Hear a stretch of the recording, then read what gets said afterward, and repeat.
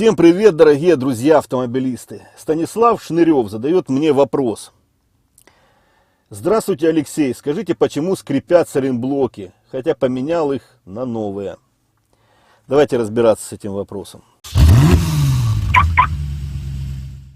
К сожалению, друзья, получается так, что иногда, когда покупаешь альтернативные сайлентблоки, это не заводские, а какие-то там, допустим, заменители, то они не соответствуют своим размерам. Да, не удивляйтесь. По наружу, к примеру, они не соответствуют. Да, втулочка вареная, но когда вы их запрессовываете на место, получается так, что они прослабленные. И, как правило, вы при запрессовке используете смазку, а смазка такая, как мыло, как правило, потому что некоторые применяют другие смазки, которые категорически нельзя применять туда, а применяется только мыло. И после того, как запрессовали этот сайлентблок, получается так, что он в наружной обойме не залипает, а проворачивается. И это, соответственно, приводит к скрипу.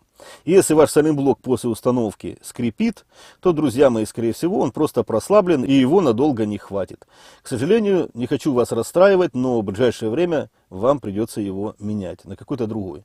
Возможно, какая-то фирма неправильная, которая выпускала эти сайлентблоки, возможно, что-то еще. Мне сложно так сказать, но именно скрипы сайлентблоков появляются вследствие того, что сайлентблок после впрессовки остается в прослабленном состоянии и не залипает.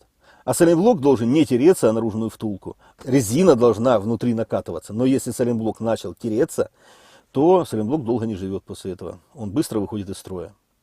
Надеюсь, друзья мои, я достаточно понятно вам все объяснил. Если это так, ставим палец вверх, подписываемся на канал и не забываем нажимать на колокольчик, чтобы не пропустить следующее видео. Будьте здоровы, задавайте вопросы в комментариях. Всем пока!